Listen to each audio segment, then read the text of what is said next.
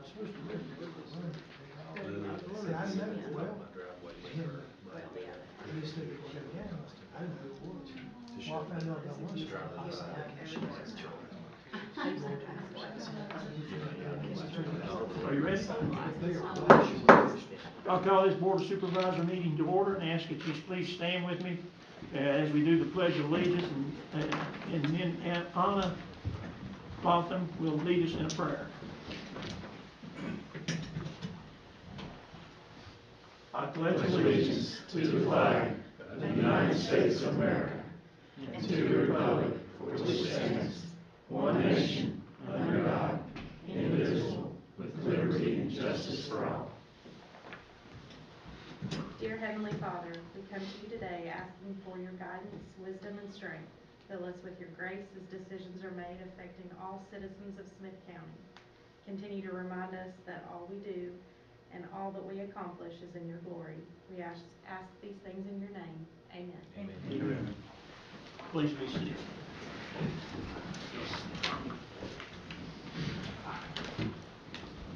It's good to look out here and see a few people in the audience tonight. Thank you for coming. Thank you for being involved in whatever we're discussing here tonight. We try to adhere to Robert's Rules of Order, but we get sometimes informal. I like for people to have a say if it's not going to disrupt everything. So, moving forward now, we have an amendment to our agenda.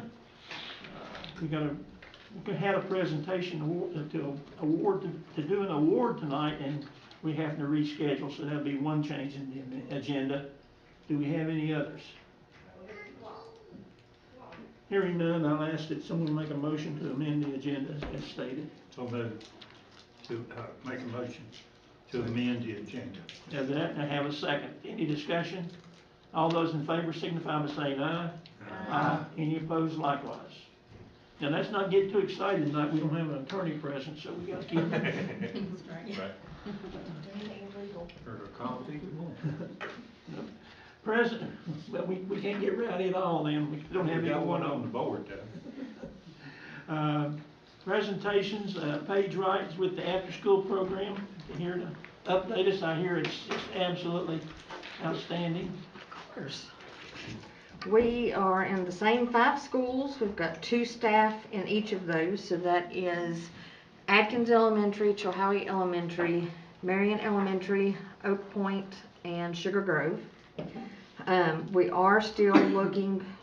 I've got one of the staff at Adkins is a floating sub, so we're still looking for one solid person in that position. Currently we're all right, but I would like to have one consistent person. We currently have 65 kids. We ended the year May of 22 with 41. We ended last year with 73, and we have started this year with 65. So we continue to grow. We continue to use the Remind app for communication between the staff and myself and the parents. One, because it eliminates conversation back and forth between parents, but it's an easy way to communicate without having to give out their cell phone numbers. We've made a few slight changes procedurally for we reduced the application, we changed how we're collecting fees, and we've done a change to how we are collecting the monthly snack logs. And surprisingly, we have an abundance of pre-K, kindergarten, and first graders. That's longevity for the program. Yeah. It's been a cold winter. Must have been. Must have been. But otherwise, we are trucking along. Like I say, I'm hearing good reports of the program. So from teachers involved and teachers in the classroom, think it's improved their students in the classroom. Yeah. With homework being done and some things like that. Yeah, and some kids go home to parents who are educated and have that structure of let's get home, let's do homework, let's have supper, do the bath, do the whole routine. Some of our kids aren't that lucky, and being able to have that adult there that can help them with that homework and get, just keep them pushing. Just that extra motivation. Thank you for coming tonight. You're welcome. Anyone have any questions? Thank you. Patty Youngman with Rich Valley Fair Association update. Excuse me, just Rich Valley Fair. It's association, it's all right, it's all good. I wanted to start out by thanking everyone for their support and belief in the fair. We are growing, and that's a great thing. I want to thank Sean for playing donkey basketball with us this year. I'm still sore. I know, I'm sure. I'm sure. It was a good show.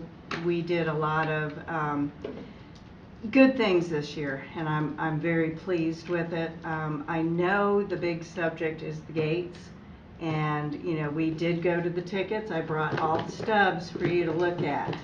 So these are all the stubs. I have them numbered. We didn't just decide to do tickets on a roll, that you can go to Walmart and buy. We actually had these printed. We took them, color-coded them by night, so if you were horse show and it was green, you couldn't get in the next night if you had a green ticket, So I also decided to do sponsorships on them. So it cost me it cost me $59 to print 1,000 tickets.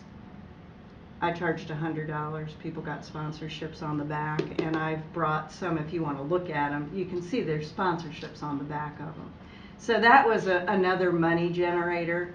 And our gates this year, they were actually $2,000 more than last year, and so that was a plus. I have to give credit to Ranch Rodeo, because John Campbell, we had 25 teams. That's the biggest number of teams in the area. I mean, we're talking all over. He said the highest number of teams he has seen has been 17. So it was very exciting to have 25 teams, and they're 3-man teams. I mean, we went to 2:30 in the morning, but yeah, it was good. So our gates this year did $13,492 after costs, and last year it was $11,800 after costs last year. So that was a good thing. We did something this year too. We did the religious education program. We did Cowboy Church and Gospel Sing. We donated all the money that was generated at those events, no gates, and we were able to donate $1,364 to the religious education program in Rich Valley. Our events this year did $15,742 after costs. Banners. I know it's a political year, but I'm hoping everybody will keep it up. We did $9,000 in banners, and that is awesome. Lori, thanks for your support as well. We appreciated that. We did Rich Valley hats this year, and we were able to produce $650 profit on that.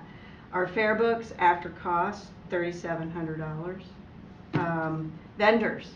I finally have a vendor chair, and he is doing a great job. So we had $2,400 in vendors. The only thing I had was horse show was a loss this year, but they know what they did wrong. I've told them, so they know next year to do it differently. We had one night that was a total rain out, and that was our horse pull. They still pulled. We had 3 teams that still pulled. So that was kind of cool. And then of course with EDA and you all, we were able to provide a music concert to thank the community. So we're trying to grow that each year and hope for continued support, but we're excited. We're moving forward with air conditioning. We're moving forward with concession stand. I finally got a contractor. He can't look at anything until December, but still, I have a contractor. So we just keep moving forward and trying to grow each year. I end up at the end of the fair, I put $48,000 in the bank, and that is very exciting. And everything's paid for except for our 2 insurance policies. Those don't come due until October. So on our President's suggestion, Larry Gillespie, we opened up a CD, a $20,000 CD that matures in April. It's the smart thing to do. So there you have it. If there's anything that you want to see, our costs, anything, I did bring some of the books. If you want to look at the tickets. I saw when they were on. So, yeah, and all different colors. We got to pick all different colors for them, so that was kind of fun. But we hope to grow again next year and do some new and different things. And it's donkey baseball next year, Sean. Much water, swing of that. Yeah, so it's donkey baseball next year. Any questions? I have one, don't you feel us, I don't want to say mandate, but sort of pushing for the tickets, don't you feel like that gave you a lot better control of what was happening at the fair?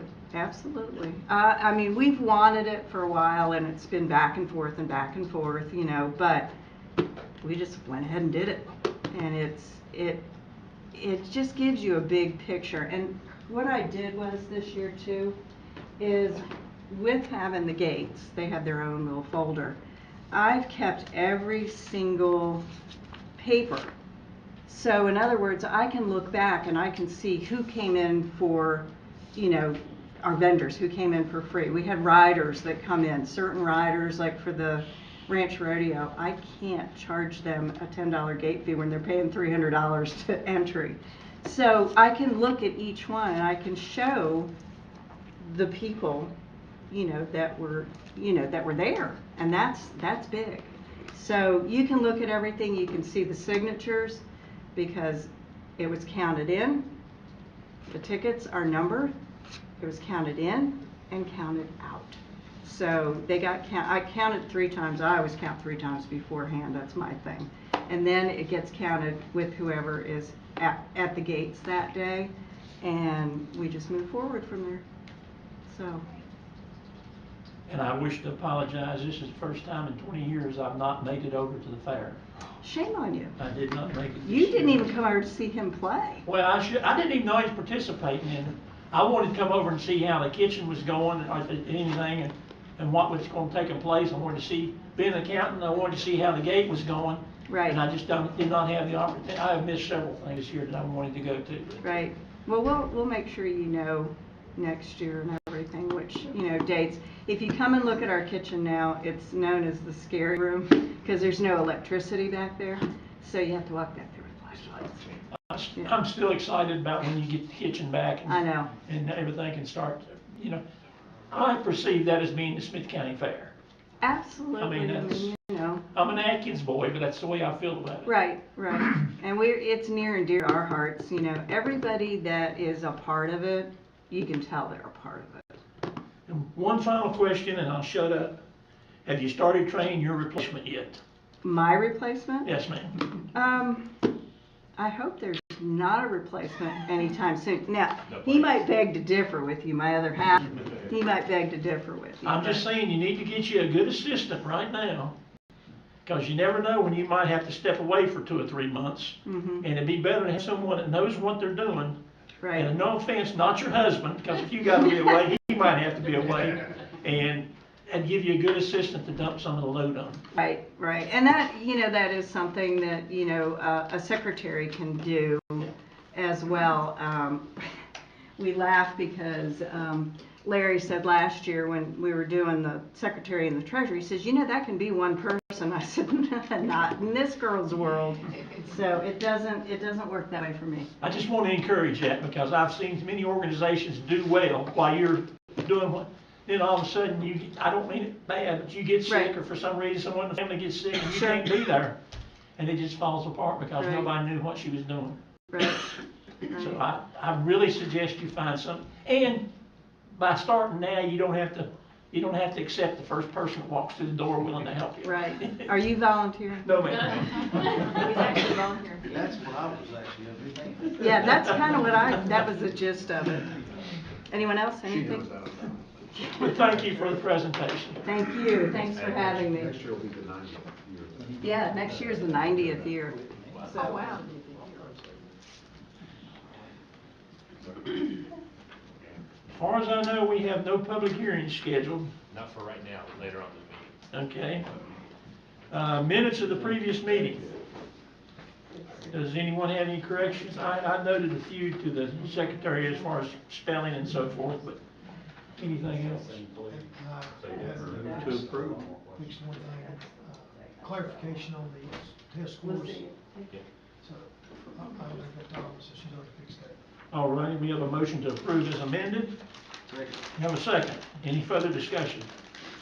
Hearing none, all those in favor signify by saying aye. Aye. Any opposed likewise? I abstain. Okay. I was correct, I better point this out, I was corrected last meeting. I thought that by a hand-raising vote was more acceptable legally than the voice vote. And I was overridden, the voice vote carries more weight than a hand vote does.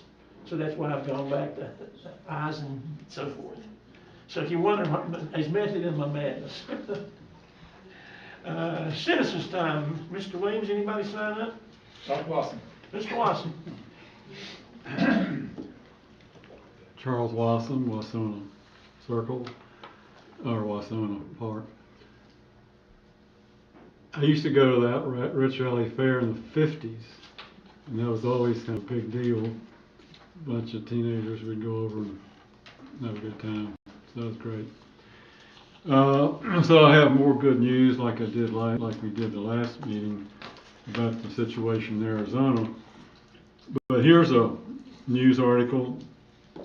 You know, if you could name one state where there's the most homicides, it'd probably be Illinois, and one county in Illinois, Cook County, where Chicago is, more people shot and killed there than most any other place in the United States.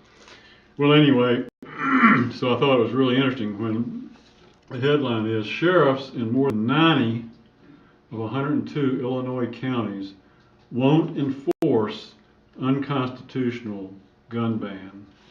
So I just copied off 3 of these, and if you want to read the full story, you can know that this is a legitimate thing. So I think our sheriff is probably on board with that. I don't know what the count would be in Virginia, but let's hope it's, what do we have, 110 counties in Virginia? 109. 109, okay, 109 counties. So support the sheriff in keeping the Constitution. Thank you. Thank you. Anyone wishing to speak that didn't sign up? This is your chance. Now, we're going to listen to you. So. Hearing nobody wishing to speak, I'll close citizens' time. Getting into old business now. We got committee reports, and we'll start with the Water and Sewer Committee. Roscoe, you're the chair. You want to talk? You want Clay to do it? I'll take care of it. Sure. We had a Water Sewer Committee meeting on September the 21st at 10 a.m. I called the meeting to order, and the first item on the agenda, Mr. Williams discussed a grant application from Virginia Drinking Water State Revolving Fund that was approved in the amount of $250,000, with the funding dedicated toward moving the county toward compliance with the upcoming lead waterline rules. He noted staff is working on a list of uses for the funding to be approved by the VDH. According to Mr. Williams, the funding is in the form of a principal forgiveness, which is also known as a grant, and staff is requesting authorization to accept the funding and execute any necessary documents. After further discussion, the following motion was made by Ms. Steele to recommend approving the water grant, accept it, and allow the county administrator to sign all agreements. I seconded the motion, and it was a unanimous committee recommendation, Mr. Chairman. All right, it's a recommendation. Do we have any question, any comments, or? Hearing none, all those in favor signify by saying aye. Aye. Any opposed likewise?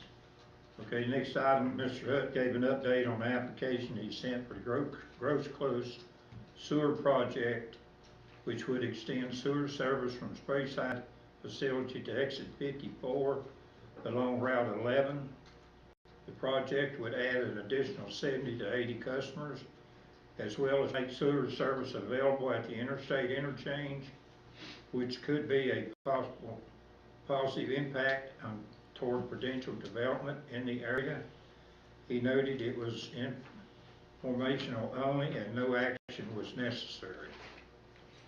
Mr. Williamson gave an update on the Corn Rock well issue and spoke about issues at Rye Valley Water Authority due to staffing changes.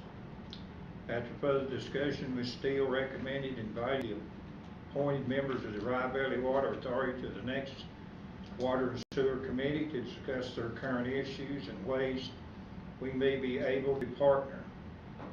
I seconded the motion and it was a unanimous committee recommendation. That's the recommend. No further business discussed. The meeting was adjourned at 8:38 or 10:38. I'm dyslexic. All right, we have a committee made the motion. Do we need to vote on it? Well, I guess we be safe and do it. We have a motion from the committee to invite the members to the next Water and Sewer. Yes. Do we need to vote on that here? That's internal Water and Sewer Committee. No, that's their recommendation. It's a committee recommendation. Wouldn't hurt any, I don't think it would hurt. Go ahead. Well, that's It's a okay. recommendation. Any discussion on that? Hearing none, all those in favor signify by saying aye. Aye. Any opposed likewise? That's all I had, Mr. Chairman. All right, thank you, Roscoe.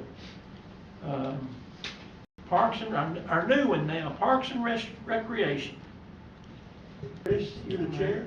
Thank you, Mr. Chairman. We assembled on September 21st at 11 a.m. the three members of the county representation. It was myself, Supervisor Courtney Widener, and Michael Sturgill. We had staff members present. We spent the next hour discussing what possibilities we could do for recreation, both youth and adult, the potential facilities we had, the various sports, and we had a lot of ideas come to fruition there. But I think the take-home message here boiled down to that we wanted to convene I hate to say committee, but I think that's what it's probably going to look at, is bringing in representatives from each of the three townships to on their recreation directors, I think is the terms we used, to bring them on board so we can get a deeper dive into what we're going to need to do, who's it going to be needed done for, and how it's going to start to flesh out and look. There's no committee recommendation as far as action other than just inviting the three represented townships to gather around the table and again continue to brainstorm.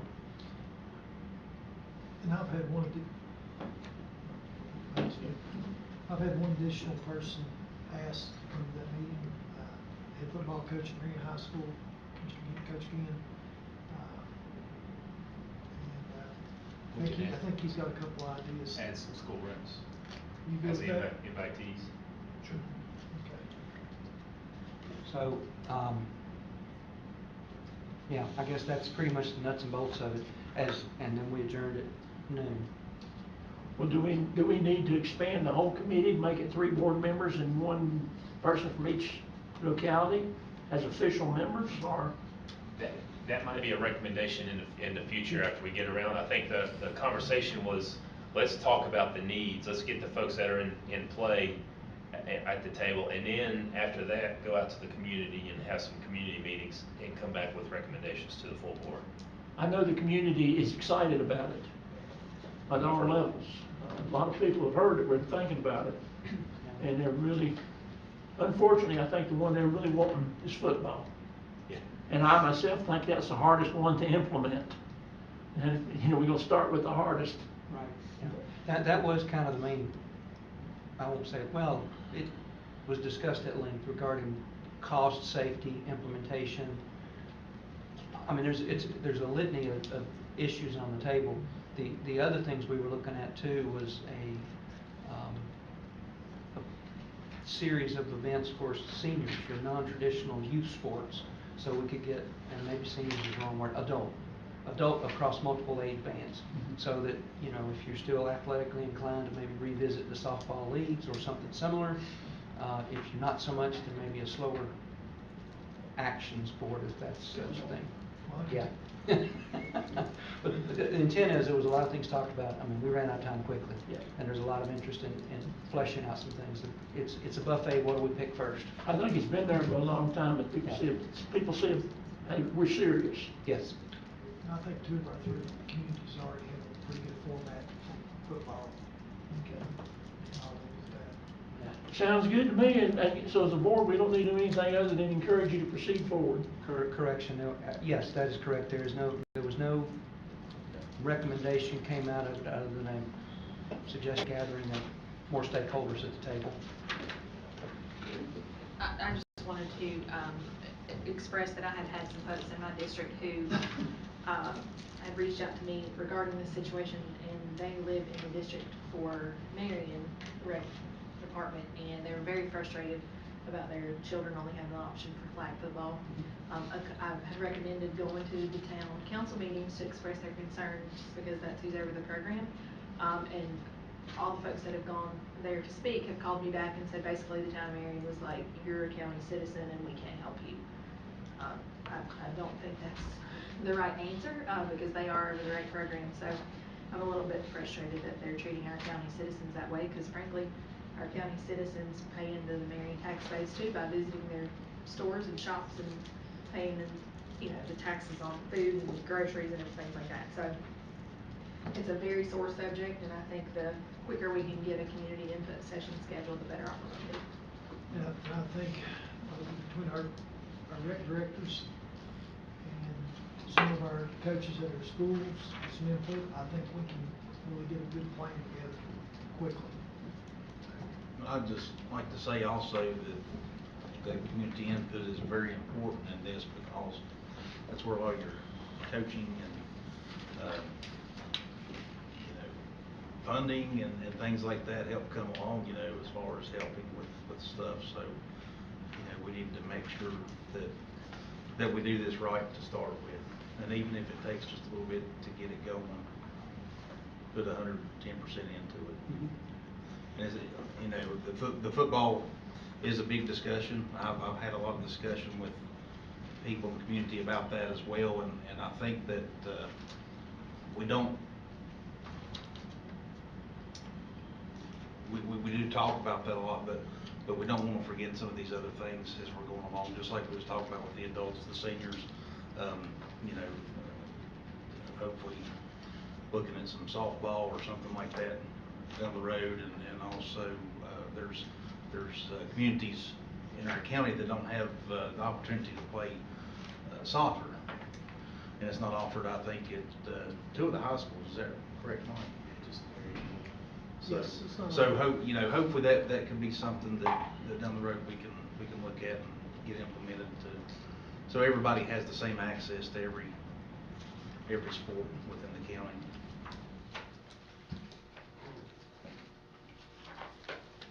Any other comments? Hearing none, I'll move on now. We are going into the Virginia Resource Authority bond for Staley Creek.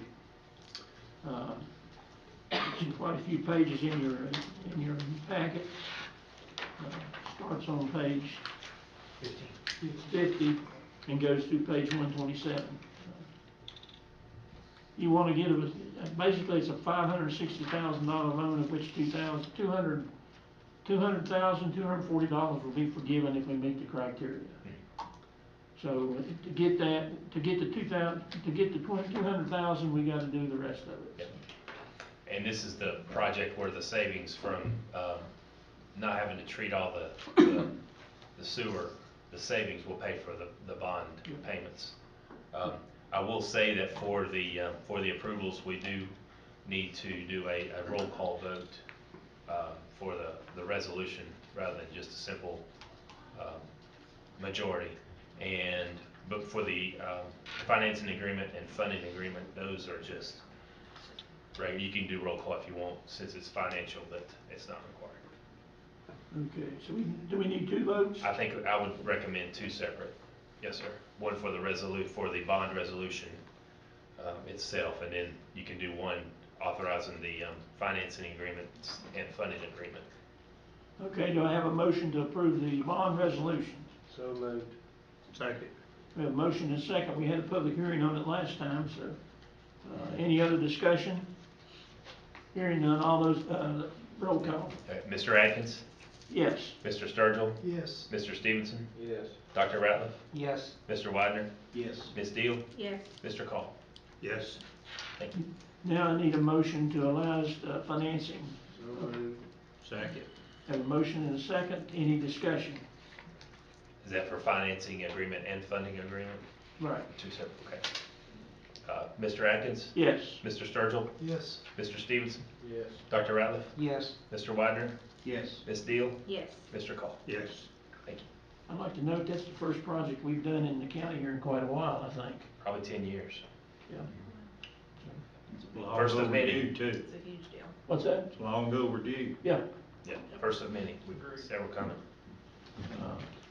I just, if I Go can, ahead, I Cory. just wanna say, I think there's so much potential in that area that, this is just one of those first steps towards that progress and will hopefully open it up for a lot of good things down the road. Well, unfortunately, we're not expanding it, we're just improving what we got there. Our biggest savings is gonna be when it rains, we're not gonna be treating that water through our sewer treatment plant. That's gonna save the county a fortune. So, Yeah, because once we get the bond paid off, it's money in our pocket. yeah. Moving on then, so we've approved that, we got VDOT concerns. Sean, do you wanna comment first, or we wanna have we got our podium, wired up for Pam? We do. Ms. Heath's here we sent her a list of comments and questions that the board had given us and kind of a script to talk from, so I'm gonna hand it over to Ms. Heath and let her have at it. Hello. I can go down the list. That's fine. The first concern was clarification of stormwater issues in Saltville. It says, are the VDOT's responsibility or the town of Saltville's responsibility? Issues with flooding on Main Street and ditches not being cleaned out. Also understand the stormwater piping in town is failing and collapsing. The VDOT responsibility in Saltville is Route 91 and Route 107.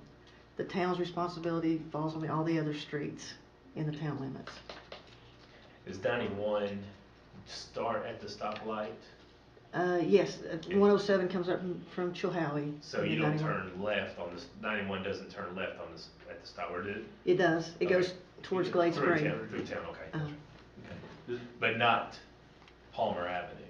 No, Palmer That's a Avenue, place, that's a okay. town. Because I think that's where the storm drains are having the biggest issues. Yeah, Saltville's kind of like a hybrid town that they get maintenance funding from VDOT to take care of their streets, Okay. except for 91 and 107. So 91 even through town is covered by VDOT. Mhm. Any questions or? The second one was slurry sealing. Is there a better option than using this? And the only thing I can do is explain that the latex slurry that we use now is very cost effective, and it prolongs the life of the pavement and saves lots of tax dollars. For instance, latex slurry per mile is $50,000. Asphalt pavement per mile is $170,000. So if we can extend the life of the pavement by 4 to 7 years using the latex slurry, then it's less money that we have more money to spend on other projects. So that's why VDOT chooses to use latex slurry.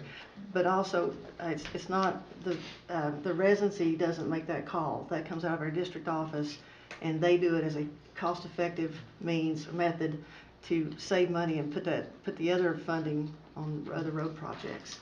Can I ask, on the latex, is that the old tar and gravel? Well, What's the difference? The latex there's fibers included. It's a thicker coating. But you still use gravel over top? With the coating. Okay. With fibers added for the latex. Can I comment on that? Go ahead. And I don't have a question, concern about the slurry. The Yeah. concern I have is the lack of quality of work and putting it down. And it's just, and there's no accountability to these people who did it.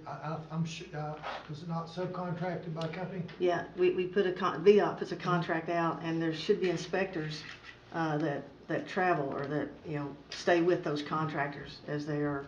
Well, you got to, I just, to be honest with you, the places that I've seen, even out right near my house, it just looks like they went behind a dump truck and just, as fast as they can go, and just slung it out the back with a shovel or something. It's places that's humped up, it's not, it's a really bad job. And honestly, it's hard for me to believe that somebody inspected the job that was doing a lot of those places. And I understand your point of doing the slurry paving, I get that 100%. But the quality control is the concern I have on what I've observed and seen. Would you all agree? yep, And I can pass that along to the district Please office do. project manager. yeah, tell them to drive up Bear Creek. Bear Creek was, And I think I've got that a little bit further down, so I guess that answers we don't really have a means to go back and redo it now. We've spent that money, with the current contractor. Was there anything in the contract with them as far as if it doesn't meet certain specs, can they fix it, or The are inspectors you should just take care of that. Yeah, bypassing the deadline for that? yeah, and it was inspected and cleared, for payment. I received an email today from a resident out on East Hungry Mother Drive, and their comment was reflecting a tar and chip treatment.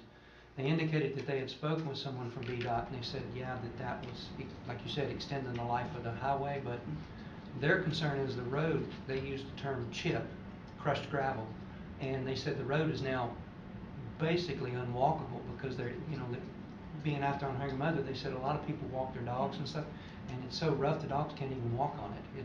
It's I guess for traction it's good, but for walking on it, it's not very good, and they were kind of unhappy with that.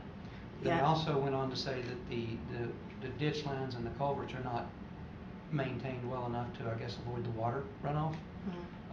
Do you have you had any kind of feedback from that? I do remember seeing an email about the road out there on that road, East Hungry Mother, but not anything about ditches. We haven't got any complaints about the ditches, but we can add that to our list and check Yeah, that because out. let me just read this quick synopsis here. It's, they said that while their roads are pretty much covered by 90% in shade, the real issue with their road is the mismanagement culverts, which get clogged every fall with leaves. Then when it rains, the water runs across the road and in some spots undermines the sides of the road, causing deterioration, and pools in other spots. Quote, I've always called VDOT as a courtesy to alert them of this happening, and they come and do unclog the sections, but maybe preemptively might ought to run by there and check them at least a couple times a year. We'll add that to our Okay. list of, for the schedule for the area headquarters to check Okay, out. thank you.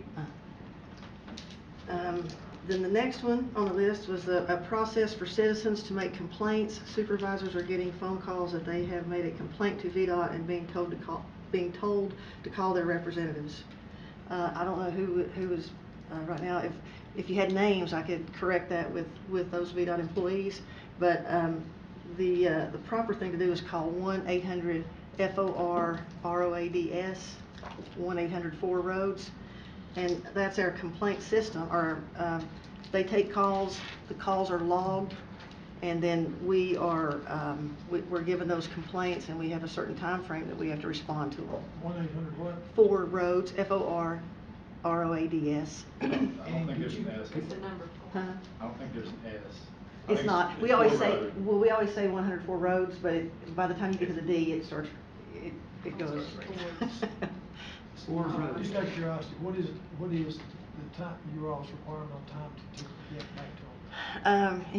I know it's less than 30 days. I think we have like 2 weeks to contact the caller, and then we have a little bit longer to actually address the issue.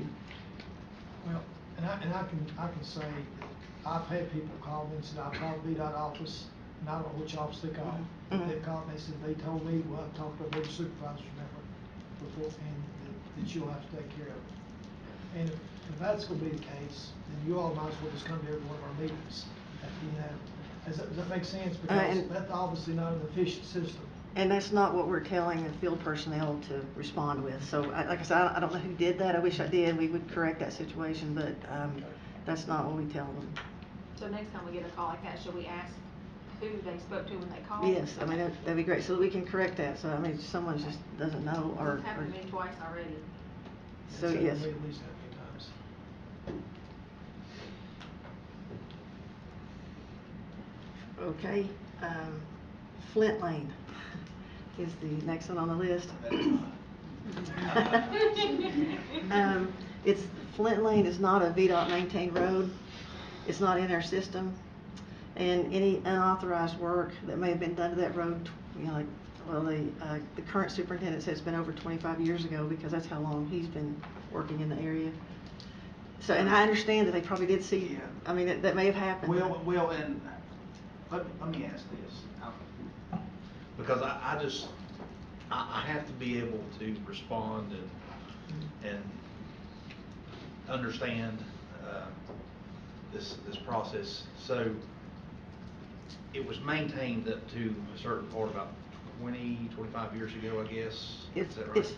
If any maintenance was done, it shouldn't have been, so I don't know if there was like consistent I mean, nobody seems to know at the area headquarters, but, no work should have been done on Flint Lane.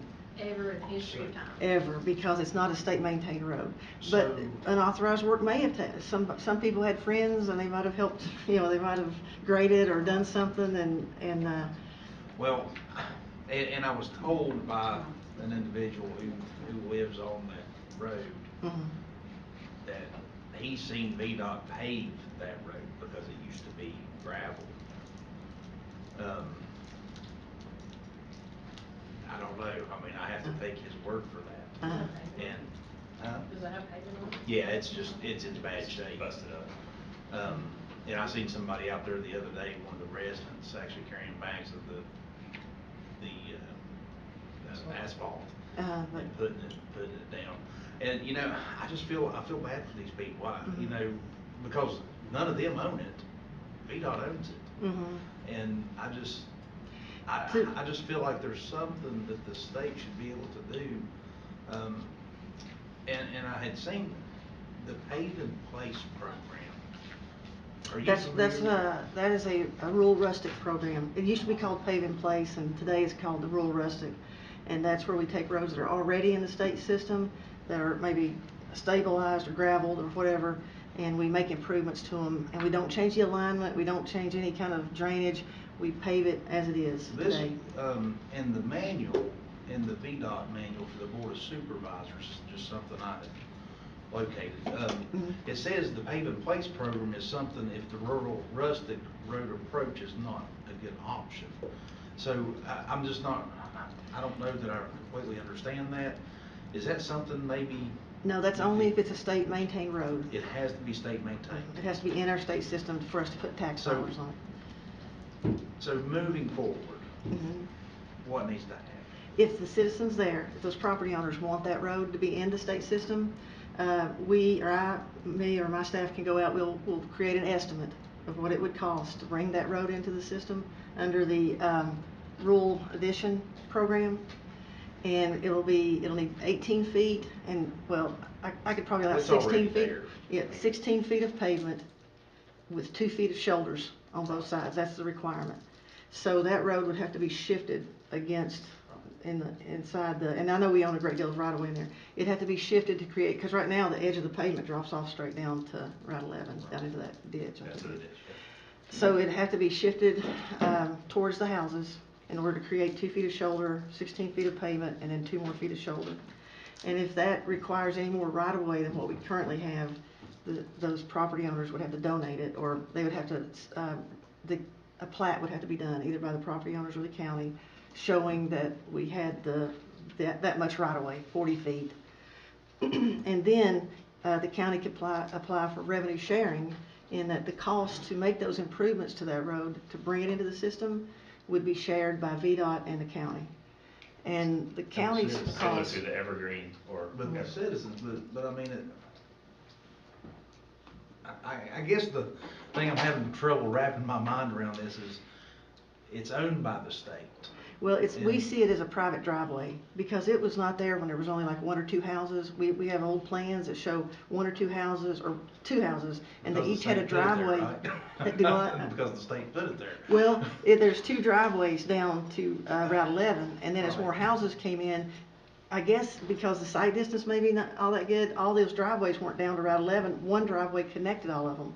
And we don't know who did it. We don't have any plan, we don't have anything that says that we built that driveway.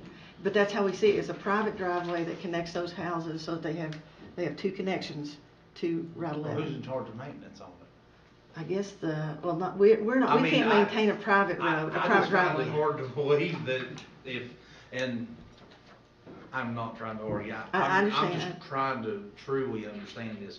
So, if a resident there was to go and do work on this road and something happened, who's responsible? We see it as a private driveway. We have lots of private driveways that cut across VDOT right of way to get to Route 11 or whatever road. And we allow them to maintain their private driveways to that connection.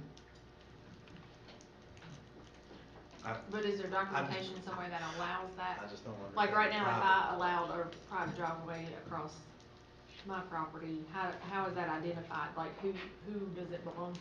Cause there's. If it's on your property, I guess it would, well, I mean, if you're saying it's a private Well, so driveway on like your. each section in front of the house is, like this little section is Mr. Smith's private driveway, this little section is Mr. Williams' private driveway, like, is it in pieces across it? Cause I feel like if it's on VDOT property, you'll have to have an agreement somewhere that says such and such is private driveways. And I can see if we have such an agreement. I haven't been able to find anything, but our central office may have in their records. Central office was the one that advised me. When I took this to them and said, it's kind of a special situation down here, they said that is not in the system. It's not a state road. It's a driveway. Well, And- initially they said that it wasn't even VDOT's, but now it is. Well, we thought, and this was done in the 80s, I think we found those deeds, Right. the early 80s. We had purchased a lot of right-of-way to four-lane that road in that Right. section, but then didn't need that much right-of-way. So county board issued a resolution that said that right-of-way reverted back to the property owners. And then we went If with they that bought it since or 1983 or accepted it back. 85. But obviously just for a portion, because. Well, no, it was actually after we found others, it went all the way down where we bought quite a bit of right of way, we didn't need it anymore. And so what we should have done is deeded it back to the property owners. We didn't. At that time, they used the county resolution to give it back to the property owners, which is not legal. So that's why we're saying it is VDOT right of way, but the intent back in 1983 or 85, and I'm sorry, I can't remember which year, was through board resolutions to give that right of way back to those property owners. It reverted back to them. But that's not a legal deed, Right. so. I just have a hard time wrapping my mind around the fact that citizens are having to pay additional to maintain something the state owns already. We own the right of way, and we don't own. Well, it's not a right of way, it's owned by the state. A right of way is something. What we you're call usually right of way, across to. what we call fee right of way is what Right. we own. But we own fee right of way, and Right. I forget what the distance is, but it's from the center line in each direction, and that's what we call fee right of way. There are easements that the property owners own, but that's actually right of way there that VDOT owns. But it's a private driveway is how we We'll see agree to it. disagree. Okay, Okay. but if they want to But bring it in, I'll work with need- them. I've got to figure out how we're gonna get this resolved, one way or another. Yeah, later on the agenda, we wanna talk about the Evergreen Court, Green Hill, Green Valley, Green Acres Drive project. I think it's what Ms. Heath's talking about is a project similar, so, all the property owners would sign up, and I think there's 9, if I remember correctly. And if it costs $100,000 to pave it, VDOT would pay 50, the county would pay 50, and we would recoup that 50 over 10 years from the 9 property owners, spaced out through tax assessment. I think the Green Hill or the Green Valley, Green Acres, sorry, is $400 a year. 4,000 total. For 10 years. $400 a year. Yeah. Did the state own it? No, we're working through That's right by my house. the whole process to get it into the state system. But that was into the state That's maintenance that's system. why it was a long time ago, that was $125,000 you probably couldn't, each, $248,000, you probably couldn't pay that $248,000 today. Not today, I think our estimate's $175,000 a mile, so if we broke it down, we'd see what that cost would be. I'm sorry, $375,000 a mile. $375,000. Yeah. I can't understand it. But Maybe it's just me. if they wanna bring it in and make that a state-maintained road, I'll be glad to work with you all and you know, the residents there to, I see what you're saying, and I think how I'm getting ready to say it may clarify what you're asking. The citizens would be requesting something to happen on VDOT's property. Mhm. So how is that? It's not their property they're asking for something to be done on, so how can they ask for it to be done? well, it's not a state-maintained road, so we Let's can't pretend maintain. like the road's not there, and we just look at if we pull up the plat right now and we see, right here is, belongs to VDOT, this Mhm. little rectangle piece right here. Mhm. That portion is VDOT, It's so how on, can those yes, people ask? it's a private driveway on VDOT property. So, I mean, what we could do is say each one of those houses would have to create their own driveway down to Route 11. I mean, if we took that out, if we took that private driveway out, we'd say each house would have to have their own driveway down to Route 11. They would have to have a They'd have to, entrance. yeah, we cannot deny private entrance permits. So if they wanted a private entrance, if we take that road out, they would each have to get a private entrance permit from Route 11, a connection to Route 11 that connected their houses. That probably wouldn't be approved because of site distance. Well, we'd have to look at Darned if it. they do and darned if they don't. I mean, we could look at it. It could be something that we just need to cut some trees or something to create the site distance. So, I mean, that would just be something we'd have to look at. Or it could be right in, right out only, and they'd have to go up and make a U-turn. I mean, it just depends on a lot of things. We'd have to look at it in the field. Yeah. I still wanna look at everything out there, and I wanna continue to do it, but I still, and I'm just gonna finish with this, that I can't wrap my head around the fact that, the VDOT. Courtney, Yes. what she's saying is they don't wanna take her driveway away, and the only way you go, when they come with a 2-foot shoulder, they're gonna have to ask for more right of way anyway, because they now won't be able to keep everything on their right of way. So that the only way for you out of it's what she's told you, what Sean said is to go with the program like they did Revenue sharing. Yeah, we've revenue done sharing half at dozen Green of them. Hill. I mean, what she's saying, it's easy to get confused because it's VDOT right away, but, you know, VDOT's not wanting to take those people's road, but to get it up to VDOT standards, you're gonna have to go past your right of way, is what she said, so the only way out is the revenue sharing. I mean, Without that, there's not enough land there to do it. she has a guideline, if they put a new road in, she give it to her, you gotta have so much foot and so much shoulder, so, you know. And you need 75% of the people to agree to it. Yes. As Yeah, hard but as, you've gotta as hard make as it it is agree to with wrap that. your head around it, that's the only way out of it. I mean, truly, I ain't trying to make it hard, but what she's telling you is spot on. And I will work with you any way I can if that's what they want to do. I If know, it's- like I said, I'm just having trouble wrapping my head around it. Maybe it'll come around. So, And they're not the only, there's some other roads out there that people just not vocal about it. We got several in Salt. Yep. Thank you. You're welcome.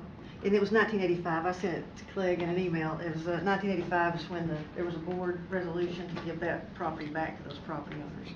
And we thought it was. So I definitely didn't have a clue what's going on then. So, and we thought at that time everything reverted back and it was not VDOT right of way anymore. But apparently, we found out from our legal office in Richmond that was not the legal way to do it, so we couldn't have given that right of way back through a board resolution. It would have to have been purchased. And some property owners further down, or further, I guess, north of there, I'm sorry, further south of Flint Lane, they did purchase it back, they did do that. My property's one of them. You got it back? I believe if it was me, Courtney, I'd go out there. They come took it back again a couple of years ago. If it was me, I believe I'd go out there and talk to my citizens and see if they was willing to give whatever needed to bring the road up to VDOT standards and then I'd talk to Sean and get the ball rolling on the revenue share. That's your best bet. They ain't willing to give it, it ain't gonna go anywhere. I tell you what we can do is, we just had we paid the planning district commission $2,000 or whatever to do door-to-doors in Greenacre and Evergreen. We can do the same thing on Flint Lane, and they can do that in a week. And we could get the petition signed and everything to VDOT fairly quickly. Can we start with the cost? Yeah, we can, that's it'd probably probably be good, next 'cause- week before we could get out there and, Because we don't want them to sign up for something they don't know what it would cost. Yeah. That's a good point. I'd love to get this going, and whatever I need to do, I'll do whatever. When you understand what the cost is on once a year, the problem we run in on revenue sharing is some of them don't wanna do it. So, Slurry is cheap. We run into that with Newberry over there. We got to do it again, cause some of them's moved out that turned it down last year. Yeah. Okay, the next one is, Bear Creek Road, and that was slurry patch issues, I guess, did you wanna talk about that? Covered it. Yeah, okay. There's some drainage problems once you get it closer. Up past the Lutheran Church up there, there's a couple of places where the water has washed the culverts. If you have to dodge culverts to get up through there now. Somebody from VDOT needs to drive up through there and look Are you talking about driveways or cross pipes? across. Okay, In other words, where the culvert comes underneath the road, the right-hand side, a couple of places where the gravel, the dirt's all washed away, and you got a big drop-off, and you got pavement drop-off and then pavement again. okay, and that's Bear Creek. Right, correct. Okay, so we'll just need to take a run out Bear Creek. Still not happy with the, With the patching, slurry? but, And there was some greater patching done on some of these roads, and we do not do that anymore. Did not give us a good product. No, I think it we was. had that on, what was it, Walker Creek? I think it was, Years ago, and it had to be Yeah. I think that was one of the first ones this company did when it got to Smyth County too. It's pitiful. Well, and we're gonna, the places with the greater patching that we can address, we will, but, try to smooth those out. Well, it was a better road before they patched it than was after. Yeah, and it's very unfortunate, because, we paid a lot of money for some of that, so. Mr. Chairman, can I show her a picture here I received out there on Hungry Mother? Yeah. Is that Could you take a look at the this gravel one? you're talking about? Yes. I just received this from one of the constituents there. Is that what it's supposed to be? Because that looked like just gravel put down and maybe something put on top of it just a little bit. Jim, did you go out and look at that in the field when, I know we sent some people out, but I went. That's probably our surface treatment, what we call surface treatment, that's not like this. No. It's a little different. What I told you, Yes, like it is. this Uses larger stone, it uses number 8 stone for. So this is East Hungry Mother Drive, which I think that's considered in the park, or at least leading to it. And that is a state route. I mean, is that an appropriate surface to have in there? I mean, I know they don't typically have over-the-road truckers, but still, there's a lot of traffic out there. Yeah. Well, that was what our contractor put down, and I know we have a lot of places that may not have turned out the best for what we paid. Okay. So, May I ask a question? When that's going on, like, should we call you, write it in and say, hey, they're doing a really crappy job, can you come out, like, how do we catch it before? If you see that going on, you can call the residency, and we can get in touch with the inspector that's supposed to be following that crew. Okay. And try to address something then.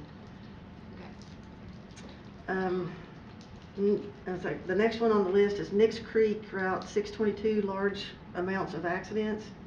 And there have been some accidents on that road. I did pull the crash data. I sent it to the district traffic engineer, and he's going to do a safety study to see if there's any issues. Like deer, I think there were maybe a couple of deer hits, and those kind of drop out of their safety study because those can't be avoided, or there's nothing we can do about deer crossing the road. But there were some others, and he's going to take a look at them, and he's going to tell us if we need like curve warning signs or anything. It's just a safety study to look to see what we might need to have to put out there to improve the safety. Basically, it's on the north end of the Nix Creek. North And end. there where they tore the houses down for utility trailer, bought all that property except that one house and tore the houses down. Uh-huh. People fly down through there, and, once you pass that white barn on the left, you can't keep a fence there. They said, if you build the fence back, a week later, it's gone.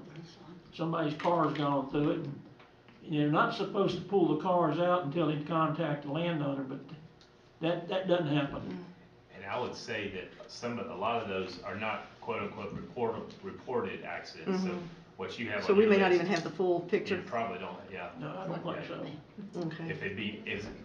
Would it be possible for, the safety study folks to meet us out there, to maybe to drive it or to walk it? Well, they will drive it. Okay. They will send technicians out to drive it and do they'll do different studies, ball bank and that kind of stuff, to see about the speed around the curves and things, so they will do a full study. I will tell them it's mainly on the north end, is where you're. It's north end concerns are. heading north.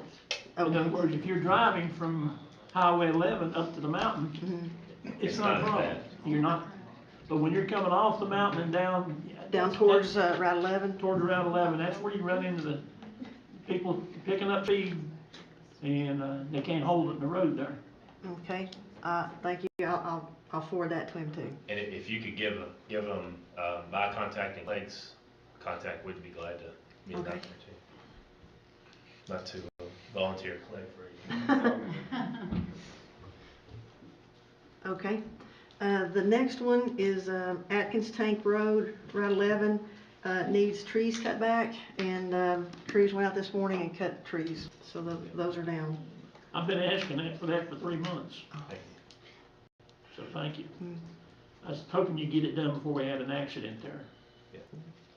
There was a sight distance problem there, and it's, like I said, we took care of that. Just cutting that few bushes, I was about ready to go down there with my chainsaw and do it myself. Cause it was definitely on the right of way, it wasn't on Johnny Ellis' property, it was on the right of way. Okay, the next one is exit 44 right-of-way signs knocked down about 6 months ago. I will tell you that as of today, that sign has been removed from the shoulder. I saw them picking them up the other day on my way to work. And just for clarification, VDOT has a contract with Directional Signing Program LLC. They're responsible for all of those signs on the interstate, not anywhere else. We take care of the ones on primaries and secondaries, but on the interstate system, it's called DSP. They have our contract now for that. And that when that sign was knocked down, they were notified, but they've got the statewide for these interstate signs, and I'm not sure why they haven't responded or taken care of that, because somebody's paying for the advertisements on that sign. I mean, once again, it looks to me like somebody, if you have a contract with somebody that's not getting done, that somebody needs to get them on the stick and light a fire underneath them. I was coming to work the other day, and I looked over there as I went by on the interstate, and I saw a pickup truck down there putting them in the truck.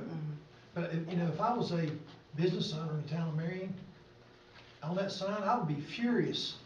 If those signs have been laying on the ground for 6 months, and so somewhere there's a disconnect right there, and like I said, there needs to be, in my opinion, some better oversight of what's not getting done.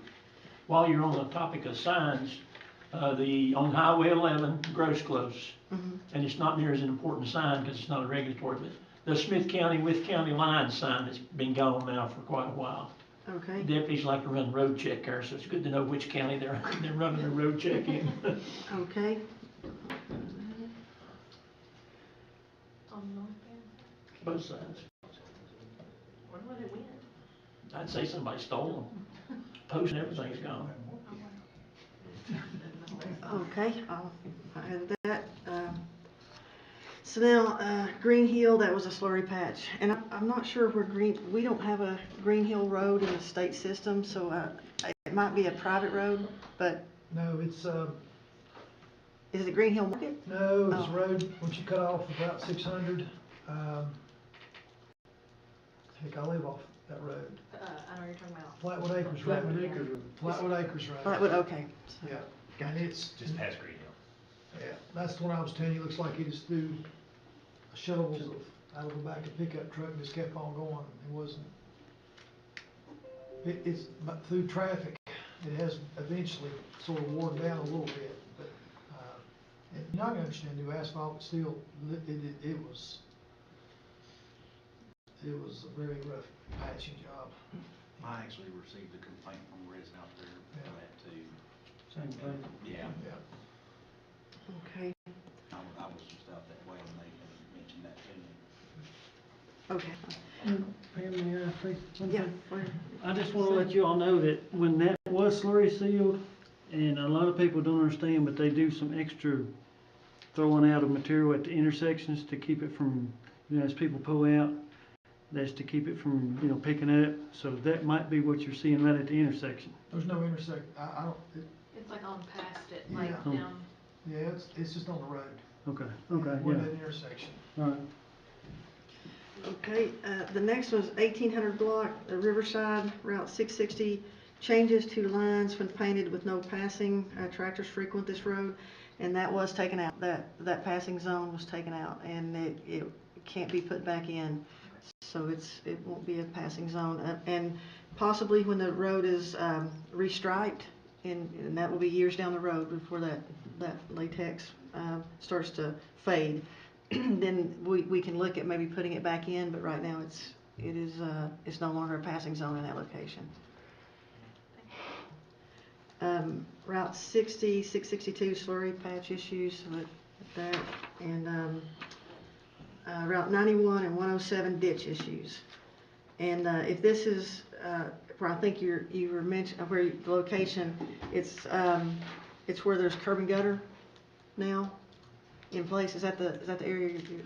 Actually, it came out of, just after the heavy floods a couple weeks ago, and, I think VDOT showed up like the Wednesday after the flood, so I think that they've been cleared. I think they were cut back, but is there a way to re-ditch, or is there any efforts that we can do past the curb and guttering? We can pull. It's a little bit of a short run there, but we could look at pulling that. It was like sheet flowing off the road, and that's kind of what we want, is for it to sheet flow instead of concentrating it. Right. But we can look at that. We did clean it up, but Yeah, I think that made the citizens that I've talked to happy. Okay. I don't know if Mr. Call has heard from anybody, but, on that. Yeah, the ones that I've talked to, what you guys, it was magical because we had a meeting that night, a Tuesday night with the public.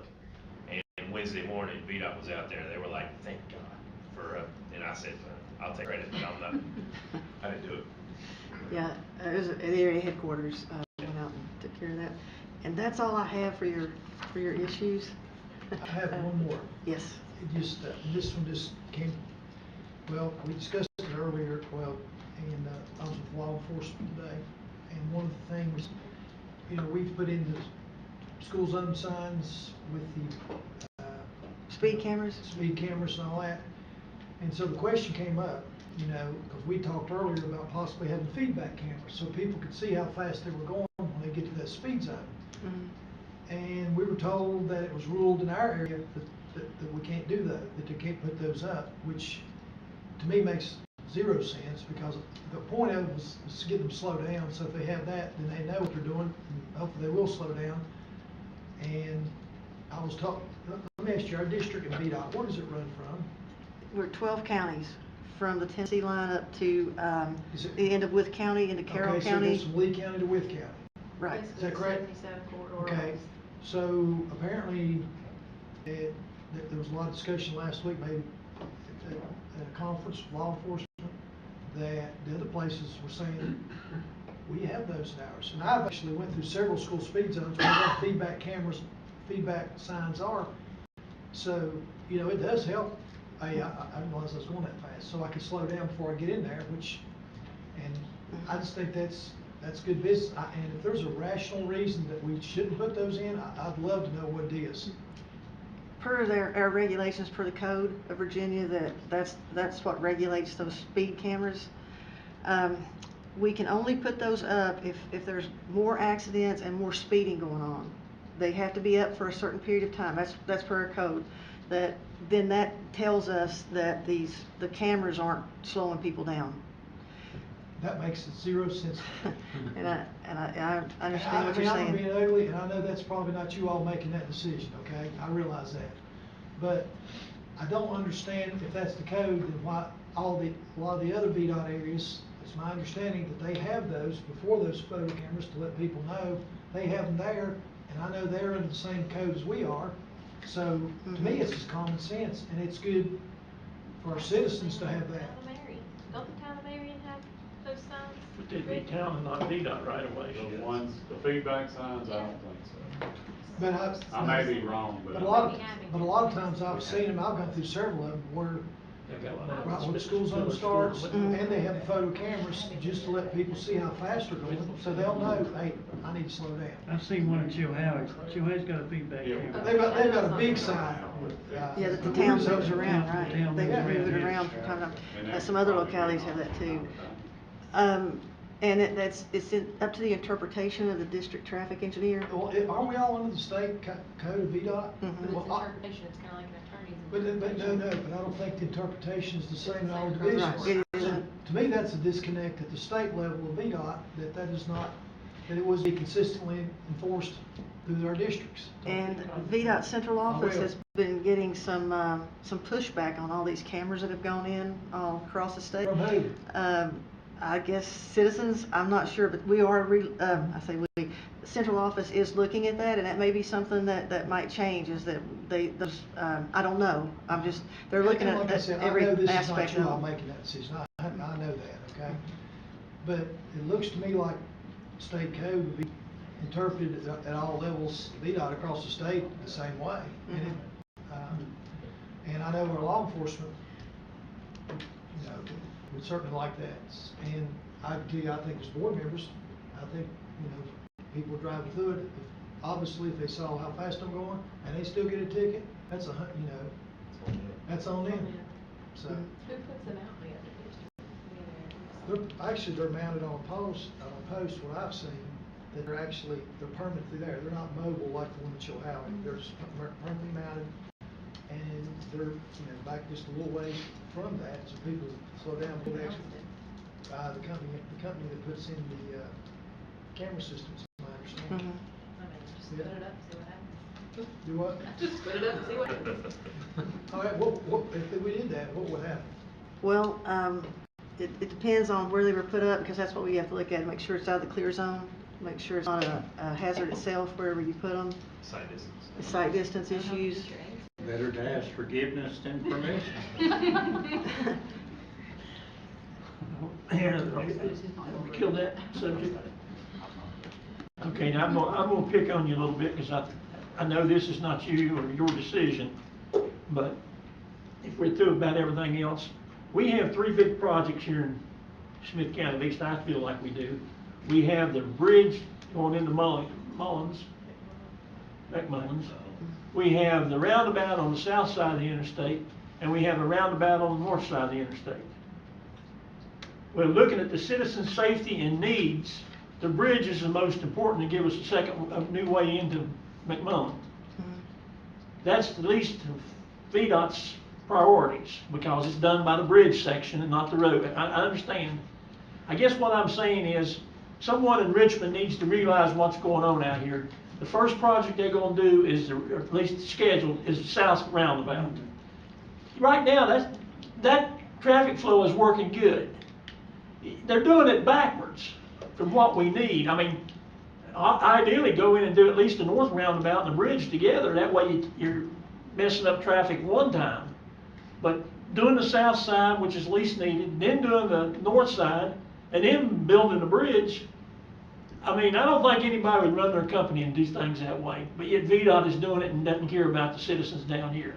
That's my opinion. And I can't speak for the bridge division, but I know that they had to work out everything with Norfolk Southern, and it was a long process. Oh, yeah. So it probably would have gone much faster if it hadn't been a bridge. If it had just been a creek or something we were crossing, we would have gone ahead and built it, but because it's funded, as far as I know, but working everything out through Norfolk Southern has taken a very long time. Oh yeah, they're trying to get some money out of it, probably. So that, and I don't know, you know, how long those delays have been because of the railroad, but I do know that we're trying to get a project done in Washington County. We've been trying for months now, and we don't even have permission to get near the railroad property. So, and we've had 2 accidents, and it just that doesn't help. We just have to wait on them to give us permission. But even the 2 roundabouts you're going at it, the one, I don't hear a lot about accidents on the south side of the interstate there. I'm confused about which one's going in first now, because I thought that, Agwell Food Mart is first. First, although I we were was- told it would be second. okay, yeah, okay, that's It's what I vice think. versa. It was funded, the south side was funded first, but we Yep. were told they would do the north side first because of the school. The higher incident rates on the south side. They have more accidents on the south side. On the south If side? I remember correctly, yes. That's the reason they funded it first. What they told us in a meeting. Yeah. And it comes down, I get what you're saying, Mr. Chairman, and I'm not disagreeing with you, but it comes down on how each one of the projects was funded. It comes from different funding, different divisions of funding, the bridge funding, which comes from the government. Now, I knew that was the case, but And, the roundabouts you is know, what. I kinda chewed you last time, this time I'm supposed to answer, so you don't know how to. I appreciate that. You know, I can understand, you go try to even bore under the railroad, and it's years. So I can imagine what the bridge has been. I'm just tickled we're getting it. Yep. The fact that one should have went ahead before the other, now I'm not disagreeing with you, but they're coming. Yep. We're getting them. You know, those 2 roundabouts are gonna be huge. If you go to a community where there's a roundabout, people says, oh, I need a roundabout. Best thing that ever happened in heavy traffic. They are gonna be huge. So I don't care whether the left side or the right side comes, I'm just glad we're getting it. But I do understand it, because when they done their study, like you talked when we met with them, when we approved whatever we needed to approve, that got funded first. So that, I understand that. Yeah, I think we have the accident data, because when you're pulling out there with the bridge, or if you're going north on 11 and you're pulling to go across the interstate, I think there's more accident data there than on the other side. So I was told. Yeah, because the sight distance is pretty opened up on the other side. Well, I apologize for fussing at you then. Oh, no. Any other questions, or? I wish we had them roundabouts everywhere. I really do. I hope there's something that grow in this community. I can quit running stop signs in, can't I? Well, I mean, get you it know, on if you the get road. in a heavy Yeah. traffic place like Hilton Head, it's unbelievable how traffic flows and you're not separate. So I'm just, And it saves us money on signal installation and maintenance and that I'm kind of just, thing. I'm so it's- tickled they're coming. Laura, you got a question? I just have 2 questions. One, was Mr. Harrison not able to join us tonight? No, he has meetings in Bristol today, and I'm sorry, I should have said that at the beginning. He said he would have been here, but he had some meetings that tied him. I don't know if he may even still be there in Okay. Bristol right now. Great, and then the last thing, is it easier for you to have this list like this sent from Anna, or? Yeah, what that's works great. better I mean, for- whatever works best for you all, but that we can get a list so that we can work it out and take care of, like, the trees and that thing, we can take care of them as soon as we get the list. It really helps us. Okay, so, Anna will be, she's a good clearinghouse. so send that to you, okay, all right. Because I got something else, but I'll just send it to her. You don't wanna talk about it now? No, Duly no, noted, okay. we can go ahead. Thank you, also. I hope they Appreciate it. keep slurry in all the roads, because they done ours and it helps the road. I don't know what happened here, whether the contractor cheated you or what, but usually slurry is smooth from what I'm saying. And we've done the interstate with it before, with latex slurry. Yeah, I really wouldn't call this slurry, and somebody might have. If y'all could follow up on that and find out what was ordered, what was actually executed. Delivered. Mhm. But if they ever get where they don't want slurry, then y'all just bring it to Rich Valley, we'll take all you can bring. You know, It was best good, is- Thank it you. was good in my district Before too, that. just the cleanup after was my issue, so it's smooth out in my district, it's just the cleanup. We'll drive through Atkins there. Well, I'm just wondering. Is it not correct that the preparation before you slurry is critical? You know, I know several places that go and they patch and they get it ready to be slurried. I think where the problem was, maybe it wasn't quite ready to be slurried. That's a good possibility. The slurry seal, for your all's information, adds a little bit of structure to the road surface. It'll add about 1/8 to 1/4 of an inch of road structure to the surface. Whereas plant makes patching, takes care of, 2 inches, or then compacted to 1.5 inches, whatever. But like I said, the slurry is just a I've never prolong. seen slurry rub. It's like sealing your driveway. That's exactly what we wanted. I mean, I've never seen it rough. Alright, when they did Long Hollow Road, was that slurry? It was all slurry. So what I saw there and what I've seen this past year wasn't even close to the same. Well, that's what I'm saying. Two different contractors. They It may is have done different something contract. besides slurrying. I mean, they charge for slurrying, but, and they may not prepare it. I thought don't they did a know. great job on that road. Huh? I thought they did a great job. Well, it's like she said, interstate. I've never seen a slurry job that wasn't smooth. Now, if you went in and slurried and didn't prepare for it, then I can see where it'd be rough, but. Go home through Bear Creek tonight. Huh? Go home through Bear Creek Nah, tonight. I'm too bad. That's a long way around. Thank you very much. Thank you all. Pam. Thanks, you all, appreciate it. Thank you. We got a solar special use permit. You have a packet. Basically, we recommend that you study that packet, and we set a public hearing for October 26th. Is that correct? Correct. So at the last board meeting, the planning commission's recommendation for the special use permit for the solar facility on Spence's farm was effectively tabled, and there was discussion about potential conditions for that special use permit and a siting agreement. So draft versions of both, and I want to emphasize draft because I've had several conversations today with Clean Footprint, and they have some comments that they want to get to you before any of this is decided. But draft conditions for the special use permit and the draft siting agreement was included in your packet. That's just for informational purposes and a request for you to review those between now and next month. And then before the siting agreement can be approved, we have to have a public hearing. So we're requesting that you schedule a public hearing for October 26th to consider the siting agreement. October the 26th. Correct. Well, Can I you can't. make it any quicker than that, Mr. Chairman? I gotta be out of town on the 26th, and I'd really like to see it today. Unfortunately, I can't get the advertisements in the paper for the first October meeting, so that's why I'm suggesting the 26th. Well, would the chairman entertain moving it to the first meeting in November, which I could be back?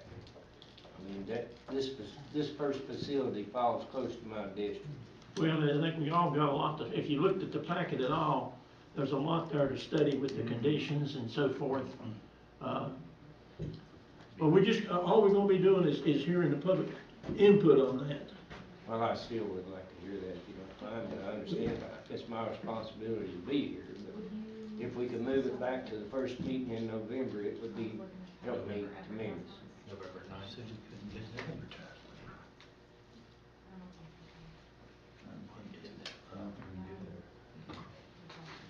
November 9th would be the next option. Well, can we do it? Are we under any kind of guidelines we have to do it on the end of October?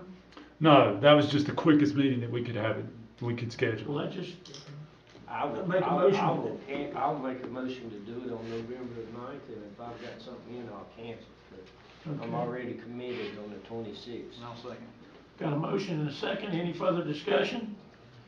All those in favor of doing it on the first November meeting, signify by saying aye. Aye. Any opposed likewise? While I got him up here, can I ask him a question? Go ahead. I guess I'm trying to cheat. We strive to stay pretty close to. Scott's? Scott, yeah. Yes. Yeah, We so, didn't- We didn't leave any of that out, right?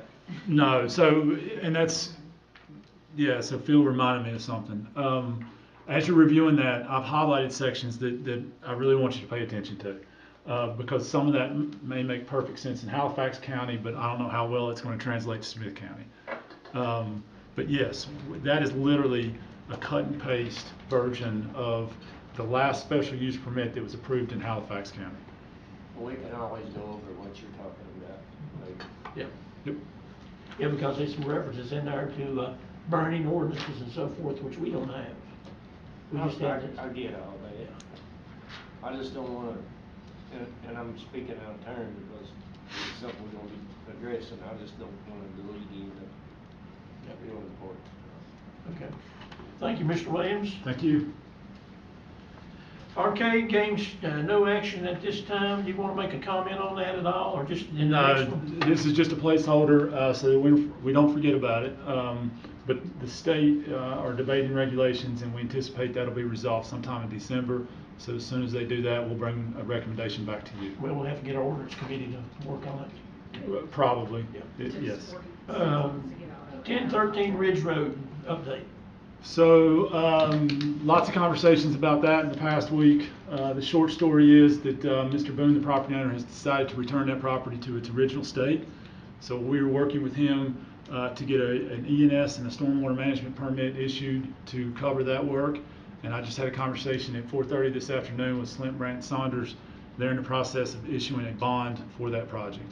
So they are hopeful that that will be issued either tomorrow or the first of next week. Return it to its original state. Yep. And take all the roads and all the grading out and put it back like it Yep.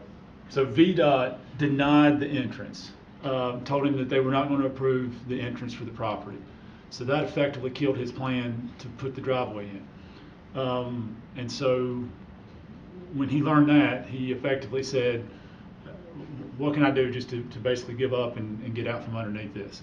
And so really the only way to do that is to get rid of the ditches, get rid of the road, and return it to sheet flow conditions so that you're not concentrating flow and directing that to the neighbors. is. Is that the only way? I mean, this is, the reason I'm at, Lord, that's gonna cost a fortune. It's a lot less than what it was going to cost to comply with his plan. The bond, all right, so the contractor calculated the bond if he followed through with the plan, and that bond amount was greater than Blue Ridge Knobs. It was close to $400,000. Was So, he gonna find all the material to put that back where he did? well, he never took any material off. So he's just gonna re-slope the roads back into the. He's just going to re-slope, fill in the ditches, take out the pipes, and seed everything. I hate it for the guy, you know, he's from Atlanta, he's a really good guy, he married a local girl, I hate it. So basically, what you're saying is if VDOT would have given him the entrance permit, he would have probably built his house and fixed the issues and. And he still had the hurdle of $400,000 of grading to bring all that into compliance. Because the alternate that Phil asked about is to put in a detention facility that quite literally is as large as the one at Blue Ridge Knobs. Because they disturbed about the same amount of ground. That makes sense with how much rainwater you would get in the surface and stuff. I understand that. I just hate it for him. I mean, I get it all, I just hate it. Well, no, I'm just asking that because I'm trying to get to the point of, it would be very frustrating from my perspective if a VDOT entrance permit squashed a development project. So the only point I'm making. I think even if he'd gotten to the point of getting the entrance permit, I suspect the cost associated with bringing that project into compliance would have killed it as well. Yeah, I think this one goes bigger than the entrance, but I get what you're saying, you know, what VDOT going out saying, but this was kind of a unique situation, there just wasn't no good way in. No. I mean, it was steep ground, and bottom line, the whole trying to get forgiveness instead of permission, I think. Roscoe, did you tell him to do that? Well- Did you tell him to do that, ask forgiveness instead of permission? I didn't say nothing. It's a good idea, He does have the material there to put it back like. Yeah, I don't think he took any material off the site. Probably got more rock to put back in. Thank you, Clay. Thank you. I think we're moving on now to the Dispatch Center Architectural Design Service, Mr. So in your packet, you have a copy of the proposal from AECom for the dispatch center. It's, the next step is $134,985 for the design, and then an option if we ask them to do the construction administration inspection for additional $38,000. I'll say that those funds are in the, they were incorporated into the bond funds. So I would like to ask, just since time is of the essence, for authorization to execute that agreement and be able to move forward on getting that design work. They have, they cut, I don't know, 6 or 7 weeks off of the timeline because we were worried about getting things done as slow as at the time that they had originally intended. So they did cut quite a bit off to move this along. You know what page that's on? It is on page 151. So can you tell me, because I sure can't find it. 150, 151. You need a motion? Motion. Before we do a motion on this, are both of these layouts kind of future-proofed? This covers everything they need to do right now and everything we can envision them needing to do in the next decade. Yeah, the space that they're going to go into is, I don't know, 500 or 600, I want to say, quite a bit larger than what the original need was. So there's some room to grow. Okay. There's some room to grow. All right, thank you. Any more questions? I'll entertain a motion, then we can, Well, just to save time, I don't agree with moving again, but I'll make a motion because we gotta do it, so. To get this thing over with, so we can get out of here, I'm making a motion. we have a motion to approve. Do we have a second?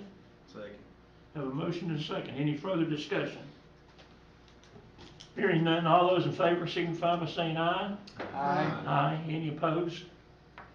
Sounds like it was unanimous. Now, our attorney bailed on us tonight, so we can't ask his opinion on anything. Report from county administrator. I have just a few quick things. If you have your pencil, some dates.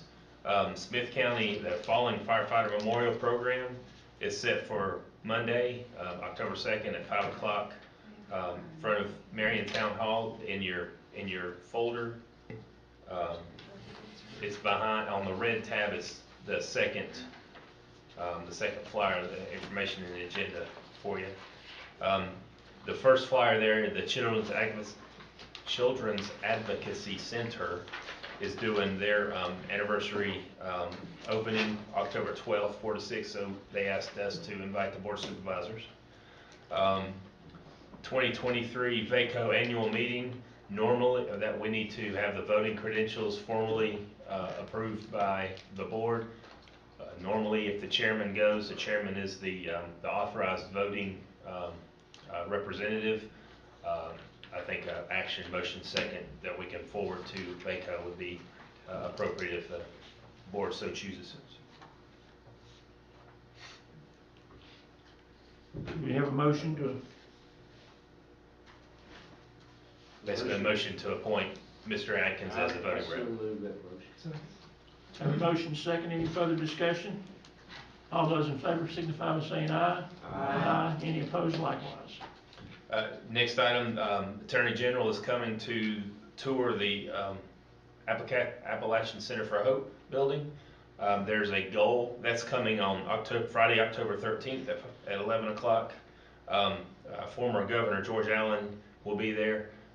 We are hoping that the Attorney General delivers the deed of transfer at that time, so we're pushing them hard. I don't know that that'll happen, but it'll be nice for that to all coincide together, so I want you to get that on your calendar if you're available.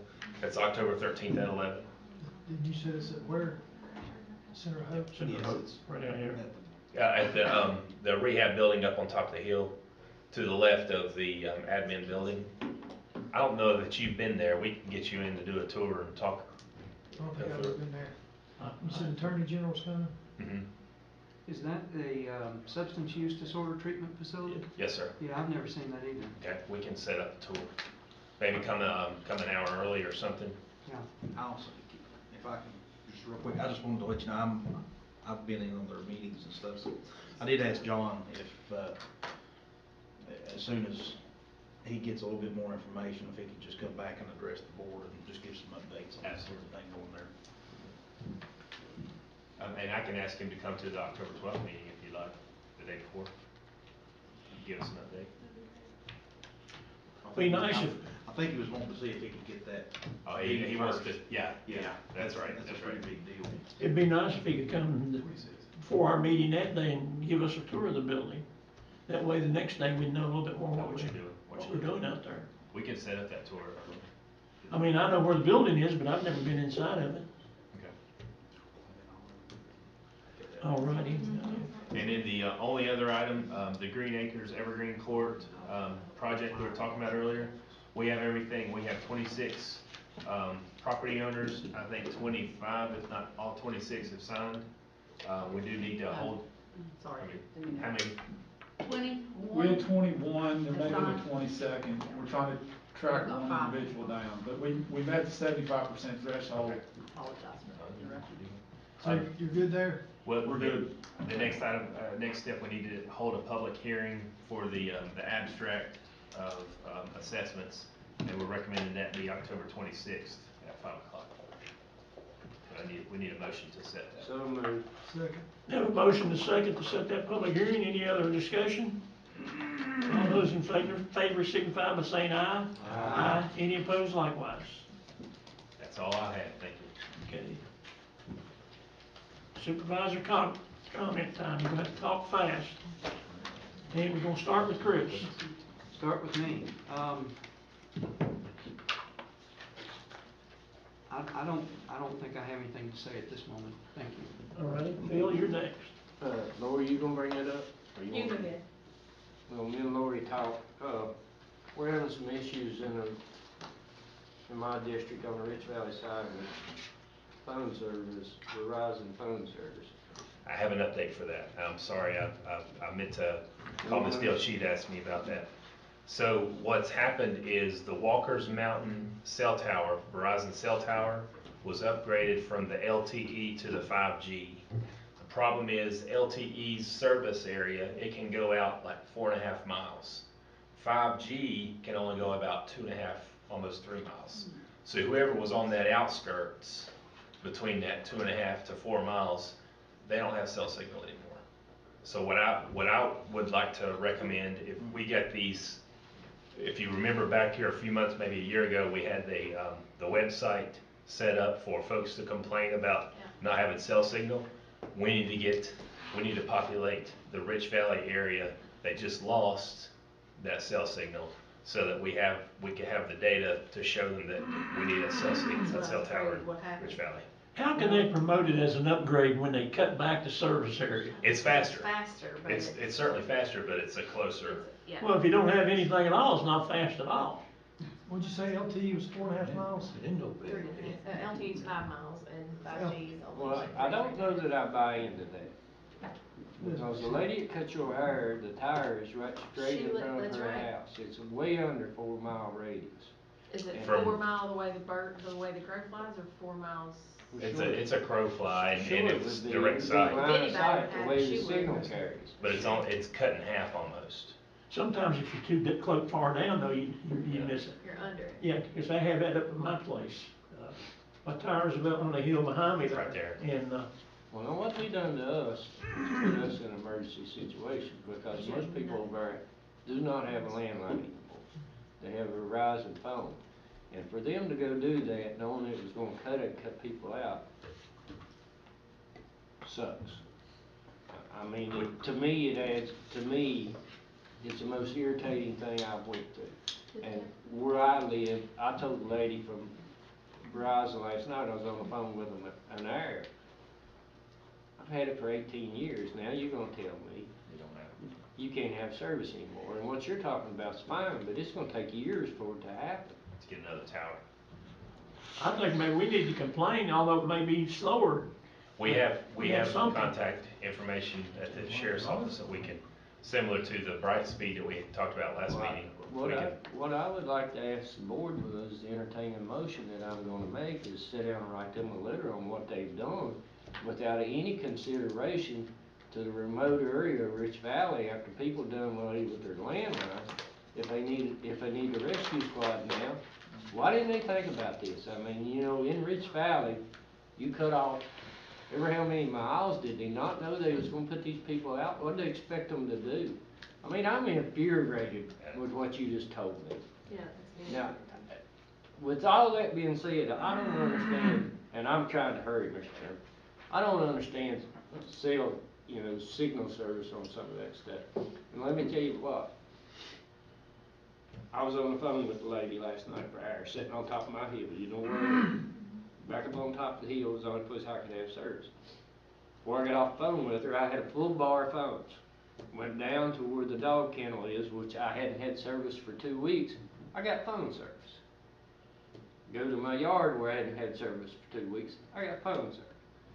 So I go in, and I don't know, Clay, I don't understand none of this. I go in and the broadband's out.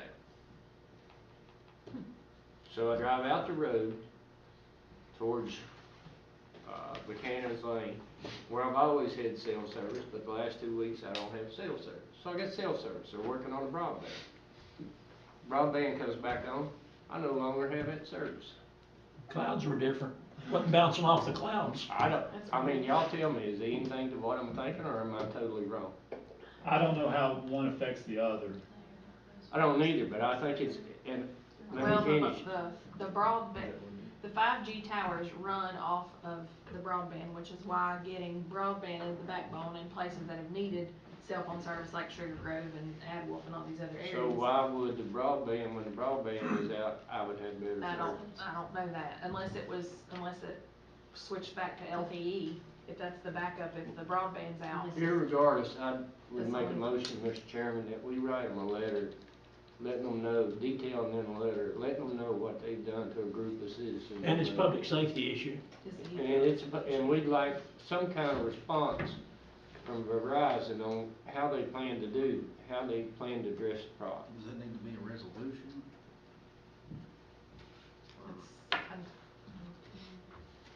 Make it a motion, you can send them a letter, Okay. as long as all the board's in agreement with it. Yeah. We can ask Mr. Chairman to sign too. Yeah, I have no problem signing it. I'll second that motion. All those in favor, any more discussion? All those in favor signify by saying aye. Aye. Any opposed likewise? Motion carries. Anything else, Mr. Stevens? No, it just amazes me how sometimes we figure we're going ahead in progress and speed and we wanna do this and we screw everything up. It amazes me. The old farmers, you can't beat their knowledge. It was, a square, a nail, but now we try to use, I'm done. It's just ridiculous.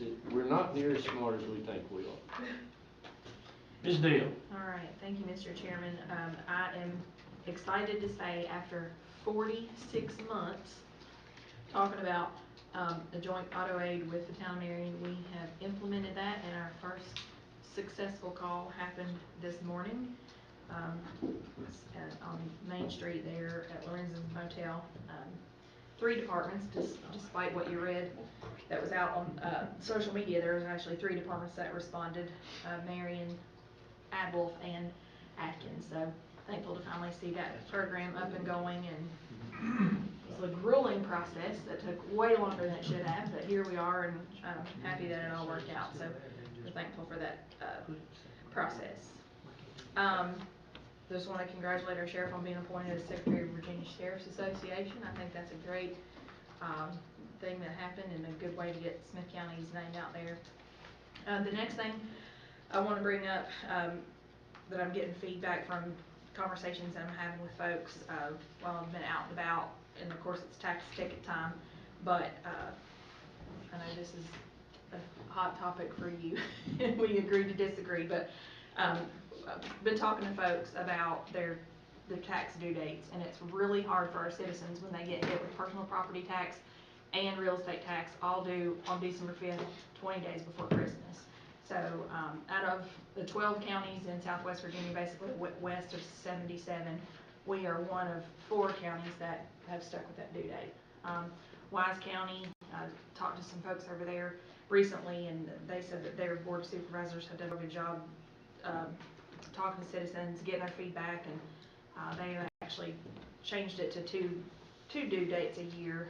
So I would just like for this board to talk about that. I brought it up a few times, and I understand Mr. Atkins' point, and I just want us to have a conversation now that it's on top of mind for everybody, and figuring out if that's something that we can look at doing.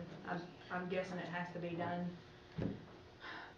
Along with the budget process. along with the budget, so it's not anything that can be done now, but I'm only on this board through the rest of December, so I wanted to bring it up so we can discuss it. It might be worth referring to the budget committee to get recommendation or discussion. Would that be? Yeah, that's fine. I didn't know if anybody else had been getting the same feedback with tax tickets hitting everybody's. Well, it's a terrible time. I'm all for what you're saying. I don't know the answer because I'm not counting, but if there's some way of fixing it, I'm all for it. Well, and there's different ways that counties do it. Like, for instance, In one county that your personal property's due in May, and then your real estate's due in October. Other counties do, personal properties due December 5th, and then half of your real estate is due in May, and your other half's due in November. State code only says that it's due by December 5th. That's the very last date that it can be due, but it's up to this governing body to determine when. And, you know, I think just discussing that, what we can do would be great. I agree as well on that. I mean, you know, unless there's, I've always thought that just because I think it's a bad time. You know, if it needs to go back to committee and discussed and it's decided otherwise, I mean, I would like to, you know, obviously know what that decision is by the committee, but I do think it is something that needs to be looked at and thought about. Just my 2 cents. Well, if everybody's fine with discussing it, and I guess budget's the most appropriate, so I'd like to make a motion to send this topic to the budget committee to discuss, and I would like to even include the treasurer's office to get their input. I'll second. And Commissioner, And since the they do commissioner, yes. Have a motion to second, any other discussion? Hearing none, all those in favor signify by saying aye. Aye. Any opposed likewise? Aye. Great, thank you all for that, and I just wanted to say how much I appreciate this board and staff, and thank the citizens for being here tonight, and that's all I have. I want to thank everybody for being here tonight. We got 15 minutes here. Roscoe, sorry about your wife. I'd like to thank everybody for the hard sympathy and the prayers. She's in a better place than we are right now. That's for sure. Thanks everybody very much. Everybody be thinking about, we've only got, well, maybe 4 more meetings with Lori and Phil. So we gotta figure out how to give Phil a hard time for. We'll make them just as short as you want. We're gonna walk out together, aren't we? I'll have to see. I'll stay here to midnight if I don't have to come back no more. All righty, that's all I have to say. Roscoe, I recognize you for the supervisor comment. Oh, well, thanks again for all the sympathy and stuff. I'm glad we're working together. Glad to see people hanging in there. I don't see how you do it, but good to have you around. What usually everybody does good anymore. We have solving problems. I tickle me to death about the Rich Valley Fire. I want to see that go. And that sounded good. That's the best I've heard that since I've been on this board. I hope everybody stays healthy and everything, but we're getting into winter and I hate that, so. You know, thanks again. God bless you. Mr. Sturgeon. I'm gonna be very quick. I spit on my voice earlier tonight. Thanks to everyone for attending the Chai Apple Festival. It all went great. Mother Nature cooperated. And also, just like I say, Roscoe, like I said, prayers and everything. Thank you very much. If you can't love Roscoe, you can't love nobody. That's 100% your statement. Well, you are getting out of here, ain't I'm you? good. All right. And finally, we're out of time, but we'll get Courtney next time. Yeah, since I'm last again, I've been last all my life. That W just. Give me a piece of card glue so I know. You may have to, but, I know. But listen, I do just wanna make it clear on my stance on this thing with Flint Lane, that it is owned by the state. That is my concern. It's different than most of these other roads, so I just wanna throw that out there. That's the difference, is they own this road. Be careful they don't put a fence across it. Well, then we'll. Yeah. State can do things. Oh, okay. But they get your own driveway. Yeah, so anyways, I wasn't disagreeing with you, I was telling you the best way for you to attack it to get where you need to be. That's right. so, but, I just wanna thank everybody for everything, and, again, Roscoe, many prayers and everything, Thank you and your family, and, that's all I got. Thank you. All righty, thank you. We got a 7 o'clock, meeting, joint meeting with the planning commission, so, take a short break and, come back in at 7 o'clock. pretty